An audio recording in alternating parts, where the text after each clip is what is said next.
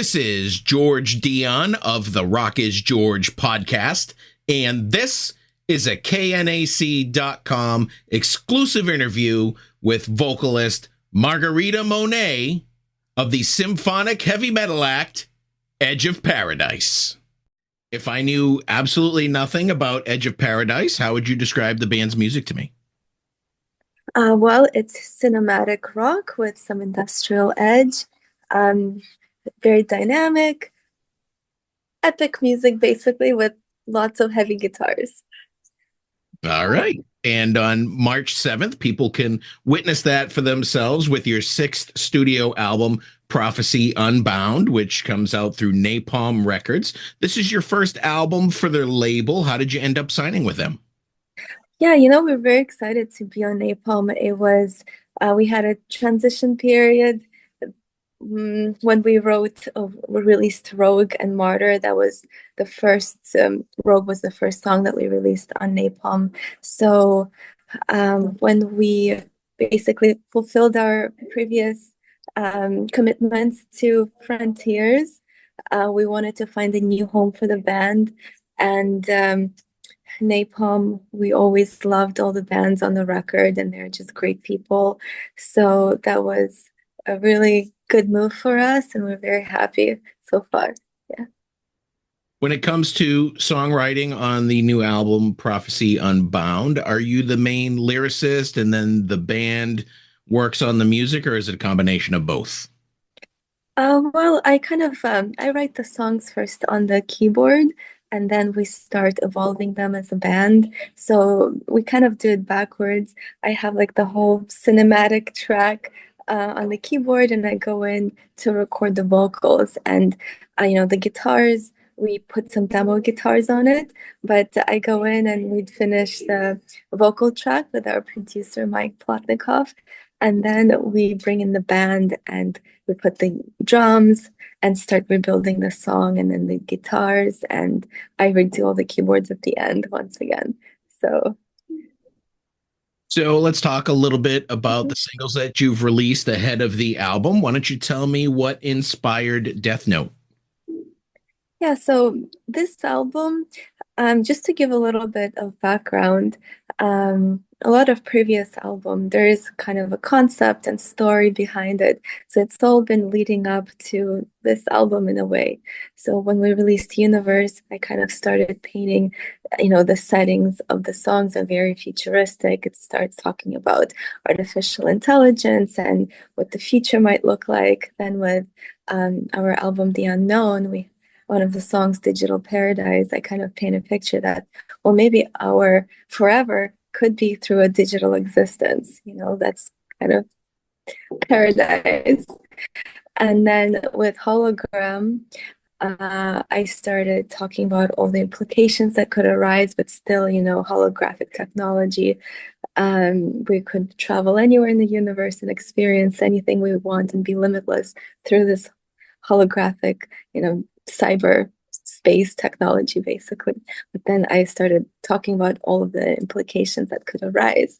And now with this album, that's kind of the first time where I, in a way, take a stance of how I feel about it, because before I always left it up to the listener to decide their viewpoints. I just wanted to provoke thought. So with this, it's kind of the ultimate standoff between artificial intelligence and human consciousness. So Death Note is basically that point where I kind of want to say that humanity and human consciousness and your mind, it's worth fighting for. And in the music video, we have this character from another world that joins humanity in the fight for, to regain control over artificial intelligence. So that's kind of like the fight, the ultimate battle, I would say. So where this particular album is sort of a bookend on your last three, would it make sense for fans to start with the last three, or could they jump in at this last one and kind of go backwards and kind of get it? Yeah, I think they can definitely start with this one, because the songs, they stand on their own. But if people want to read into it, It's definitely a story, and especially for the last album, Hologram, I made a graphic novel that really takes you deeper into each song, and there's a whole storyline. And if they read that, then Prophecy will make a lot of sense because I was very excited to write this album because I wanted the story kind of ended on a cliffhanger, so I wanted to continue. So does the story conclude at the end of this album, or is there gonna be more? No, it's always more, always to be continued. So the title track was released as a single as well, Prophecy Unbound, and is that pretty much the centerpiece of your commentary on the last three albums to now? In a way, and I think it's also a centerpiece about because in the song I say merge our heart and mind, and to me that's kind of how you use your superpower of being a human is we have both our minds and our heart. Like we are able to create something out of nothing. AI can create something out of what's already there. So I think the main thing with, the looming, dangers of AI, and especially like these days, because when I started talking about it, it was nobody cared. But now when it has started to take such prevalence over even in the artistic space, like people can create a song in a minute, and it can be discouraging to a lot of artists and because it's, in a way could be threatening to a lot of different fields. But I tried to introduce a different point of view that the main danger is to let AI discourage our want to create and also kind of our will to keep expanding our minds if we rely too much on artificial intelligence. So that's kind of like the main point is that we have that superpower that we can create something out of nothing and that we have instincts and there's a lot more. And if we merge the two, that's kind of like the prophecy may be on our side. Okay. You mentioned earlier Mike Plotnikoff produced the album. What did he bring to the table for you as an artist? We've been working with Mike since 2019, I think even earlier. And I really love working with Mike because I feel such freedom to just try and create. And I think, and of course he has great input and he helps me, get the right performance out of me. But for me, what's really important is that freedom, feeling that freedom to just experiment and not worry about, oh, maybe it's not gonna beat. Like if it sucks, okay, we're gonna move on and do something else. But it's that excitement and inspiration and freedom to explore. Mike is awesome to just talk about crazy things too. We always talk about like question reality, anything. So that really inspires me in the moment. Since the last album, you have a new bass player, Kenny Lockwood, and a new guitarist, Doug Weand. How did you end up bringing them on board? Yeah, so with Kenny, he was actually friends with our drummer, Jamie. So we had a lot of tours ahead, and we were looking for someone that is a bit more full-time and committed. And it's not that, it was just we were looking for a bit of a change for a better fit for the band because so many things have to line up. There's so many great musicians out there, but there's a lot that has to line up for us to be a unit. So with Kenny, it just felt natural and he was 100% on board and committed and available to tour and record. So then with Doug, we had a tour where Dave, our lead guitar player, he couldn't do all the dates. We had to get a fill-in for a few of those dates. And that's how we met Doug. And then it just progressed into him, kind of being a member and starting to write songs with us. And he brought in an 8-string guitar. And that was kind of the first time that we had two lead guitar players in the band and two leads that were also writing the guitar parts. And I think it worked amazing because it pushed Dave, gave him a little nudge to step it up even more. And then also, bringing the 8-string kind of created a new space for Dave for his guitar. So it really opened up a new dimension, sonic dimension for our songs, I would say.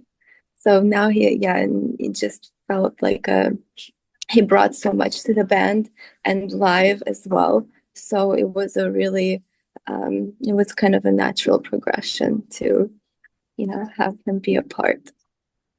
You're releasing the album in multiple formats, not just streaming, but you have a lot of different physical packages for the album. I noticed in one of the CD packages, you have an original art book. How would you describe the art that's inside this book?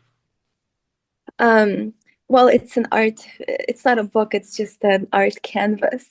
Oh, okay. Yes, basically, when we did Death Note, and actually I ended up using it for Prophecy, I made a prop. It's kind of like an ancient tablet with like a map and all these symbols. And then I made an art piece kind of inspired by it. And people seem to really like it. So I thought it would be a great way to, introduce like a limited edition package to introduce the CD. So it's in canvas art that's inspired by that artifact. So it's basically a canvas, and I put clay all over it. I put that map in the middle, and I edge different things into the clay. And I write because we have a cipher. We have our own language, so the cipher is inside the album, so people can read what's written on the artwork by using the cipher. And that's kind of I shape it up and make it look all old. But it's cool because when you hold it, it seems like a stone because of the clay, and there's resin on top. And so I hope people like it. It's a lot of work for me, though. Been making them every single day. Well, you appear to be a very artistic person beyond just music. I've seen your art prints, and I've seen a lot of the stuff you did in the past. Do you design the band's album covers as well? That's one thing that I never want to do, is because I don't want it to be all me everywhere. Like I would get lost in my own thoughts, and I don't want to do that. I always love to bring in an outside artist and have that outside perspective, because I love to collaborate, and it's really cool for me to see how someone else interprets the music. And like I give them, of course, some ideas and what I envision, but I really like that outside, input. So for this one, an artist, David Ribble, created it. Okay. For the last album, and you mentioned it earlier, you had a graphic novel which you illustrated that and wrote the story for that. That was Hologram and Slaves to Forever. Will there be a companion graphic novel to go with Prophecy Unbound at some point? Of course, I already have the story in my head. And like when I was writing the songs, I kind of, simultaneously was thinking which way it's gonna go. So I think during the tour, I'm gonna try to write a little bit every day. And I have a lot of art for it already. So I think I can put it together by the summer. You get Edge of Paradise is going to be touring with DELAIN and Xandria for North American tour starting March 7th through the entire month. Have you played with either band before? Well, our first show in Europe, we played a festival where DELAIN headlined. That was in 2017, and they had a different lineup.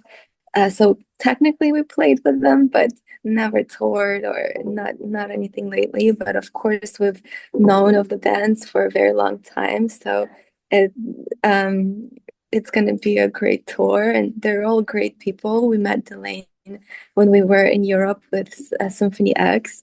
They were kind enough to come to the show and meet us and say hello. So yeah, we're excited. It's going to be a great tour. Yeah, those two bands, DELAIN and Xandria, seem to be inseparable. They seem to tour together on a regular basis. Are the three of you planning to go anywhere else after the North American tour? Maybe Europe, maybe the festival circuit? Yeah, we talked about maybe possible European collaboration, so we'll see. Hopefully, I really would love to tour in other parts of the world with them. I think it's a really great fit, just musically, with all three of us. So we'll see. Fingers crossed. All three bands, DELAIN, Xandria, and your band, are fronted by female vocalists. What do you think about the term or music genre female fronted band or female fronted metal? I mean, it's obvious you're female. I personally feel like the label doesn't need to be there. Well, yeah, I mean, I could be, I don't know, maybe I'm an alien. Who knows? But well, it's kind of funny to me because well, when Dave and I started the band, knew nothing about rock or metal scene. I'm a classical pianist, so that was my whole world. And then I did theater, so I did a complete turn with starting a rock band. But I grew up, in music, and there was always females everywhere, and I studied in Moscow. Uh, I lived there till I was 11. So it's like every girl plays piano there. And of course, like some people take it further, but I don't know. To me, it was not even a concept. So I think when we started the band and then I started hearing female fronted, I wasn't even really paying attention to me because I was like, I didn't really understand what they were talking about, I guess, because like, okay, well, yeah, I'm a girl, I guess.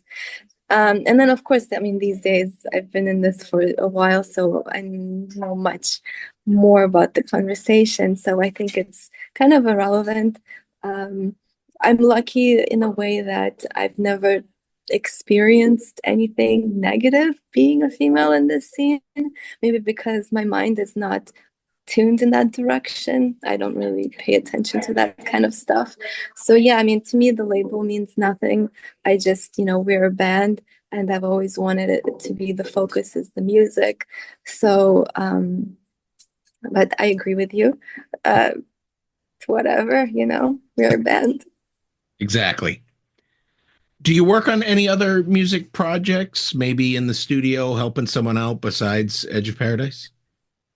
It's Edge of Paradise, it's like part of me, so it's all consuming in a way. But I've done some collaborations. I've sang on some, I've been a guest vocalist on some songs, so that was fun. But yeah, I mean, this is all consuming. Before I let you go, I wanted to know the origins of the band's name. Where did Edge of Paradise come from? That was actually inspired by the life in Los Angeles when I first moved here. And Dave, he's from Connecticut originally. So, but he's been here for like 10 years already when I met him. But we wanted the name to kind of represent his sort of like heavy metal background and my more melodic thing that I brought to the band, something light and dark. And then also, living in LA, it's kind of like a false paradise in a way. One wrong move and you're off the edge. So that kind of, we felt like Edge of Paradise represented that side of the band. And also, since we formed it in Los Angeles, that was kind of the thought behind it. Awesome. Yeah. Well, those are all the questions I have for you today, Margarita. The new Edge of Paradise album is Prophecy Unbound. It comes out March 7th through Napalm Records. Great album. I wish you the best of luck with it. And I want to thank you for joining me today to talk more about it. Thank you so much, and thank you for what you do and for giving me the platform. We've been following you guys for a very long time, so thank you so much.